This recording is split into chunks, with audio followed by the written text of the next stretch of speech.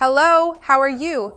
Today I'm going to talk to you about the relationship between eating bananas and blood sugar, whether bananas can be eaten by diabetics, if there are any restrictions or any precautions to take. I'm going to explain all of this to you right now. Stay with me until the end because you won't want to miss it.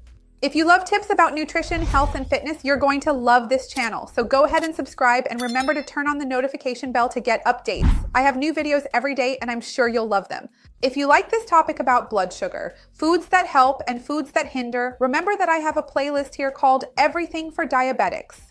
Because there I have a lot of content for diabetics, which is also useful for those who are pre-diabetic or anyone looking to control their blood sugar. In fact, I even have a video specifically about pre-diabetes here. This playlist for diabetics has a lot of interesting information. Tips on the best foods, the worst foods, glycemic index, good carbohydrates. I'll leave everything down below in the description. If you like this topic of diabetes and how to control blood sugar, like the video, because that way I'll know you enjoyed it and I'll make more videos like this. And tell me if you usually eat bananas in your daily life. If you have high blood sugar, if you have diabetes, if you eat bananas or not, go ahead and give me your answer here before watching the video because I want to see your response without you being influenced by the video. This question of whether or not to eat bananas is very common for people who have high blood sugar who live with diabetes because we know that fruits are highly encouraged in daily diets since they are very rich in good carbohydrates, fiber, vitamins, minerals, antioxidants, and so on.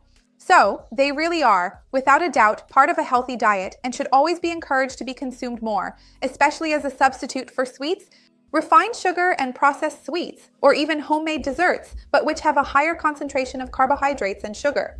So, fruit is always a better option. But when we think about people with diabetes, many believe they shouldn't eat bananas because bananas have a large amount of carbohydrates per serving. Depending on the size of the banana, since there are many different types, it can have anywhere from 15 to 29 grams of carbohydrates per serving. So it really is a significant amount of carbohydrates, and if you don't consume it with some caution and in combination with certain nutrients, depending on how well your diabetes is controlled, it can indeed raise your blood sugar levels.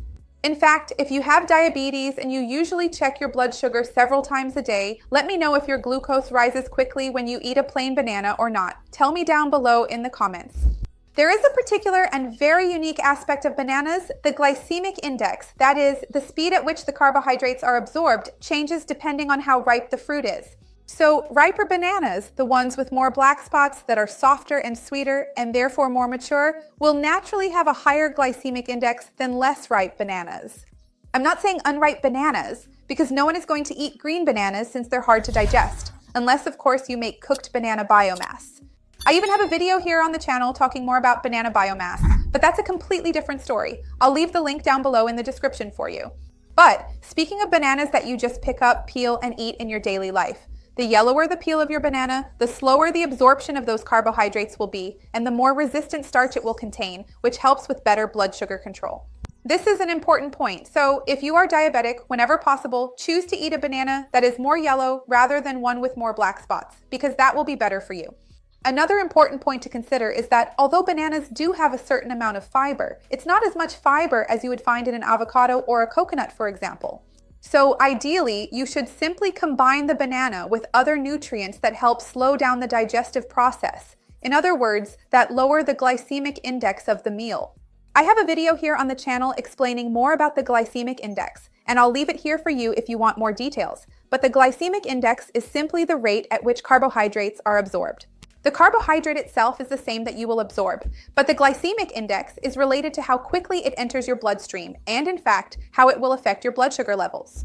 So, the lower the glycemic index, the slower the absorption. Think of it as a speed index, not an amount. And the higher the glycemic index, the faster the absorption, which will have a greater impact on your blood sugar, on your blood glucose levels. So, since bananas usually have a medium to high glycemic index, depending on how ripe they are, the ideal is for you to eat something that slows down the glycemic index. In other words, some type of fiber. You could add a bit of psyllium, for example, to your banana, or a little oat bran, for instance, or some type of fat. In this case, chia or flaxseed are very good options because in addition to containing healthy fats, which are precursors to omega-3, they also have fiber. So if you add chia or flaxseed, you're already including two elements to help improve the glycemic index. Or you can add a food that is rich in protein because protein also has a slower absorption rate and causes the food mixture, including the banana, to be absorbed more slowly. So, for example, it might actually be a good idea to eat your banana with some yogurt, or perhaps have a banana smoothie with milk, or even have scrambled eggs and eat the banana, because that way you can help slow down the absorption. So remember that whenever you can combine banana with some type of healthy fat, fiber, or protein, it will be better for you. That's why many nutritionists recommend eating your fruit, your banana, with 3 walnuts, or with a Brazil nut, or with a bit of peanuts, because those also provide healthy fats, fiber, and will lower the glycemic index of the banana. Another very important point is to pay attention to the size of the banana, because as I mentioned before, there are bananas that have almost 30 grams of carbohydrates, and that's equivalent to almost 3 tablespoons of rice. People don't realize this. So it can have a big impact on blood sugar control. Therefore, whenever possible, choose a smaller banana because it will have the same sweet taste and will satisfy your craving for banana, and that way you won't have all those concentrated carbohydrates. It's also important to point out that I'm talking here about fresh, natural bananas. Be careful with banana sweets and be careful with dried banana chips. Each dried banana is a whole banana, just with the water removed. So, it's extremely concentrated in carbohydrates and will have a big impact on your glycemic index. As for banana sweets, they're usually made by pureeing several bananas, and often sugar is added as well. So, it really is risky.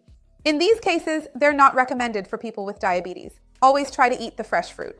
Some people with diabetes are curious and want to know how many bananas they can eat per day. It will always depend on the rest of your diet, your daily needs, and whether or not you exercise. In fact, a good time for you to eat a banana is always after your workout, because at that moment, your muscles are more eager to absorb glucose regardless of insulin. So, after your workout, if you like bananas, that is definitely the best time for you to eat one. As for how many bananas you should eat, as I mentioned, it will depend on your weight, your height, your health condition, your diabetes control, and the rest of your diet. At that meal, are you only going to have the banana? Or are you also going to have a banana with coconut milk and chia seeds? Or will you have a banana with oats, which is also more carbohydrates? All of this needs to be considered. And if you have specific questions about your diet, always look for a nutritionist in your city to help you individually. Remember that I also have other videos here on the channel talking more about the relationship between some commonly consumed foods and diabetes. I have a video talking about eggs and blood sugar, another one about coffee and blood sugar, and I'll leave them linked below in the description.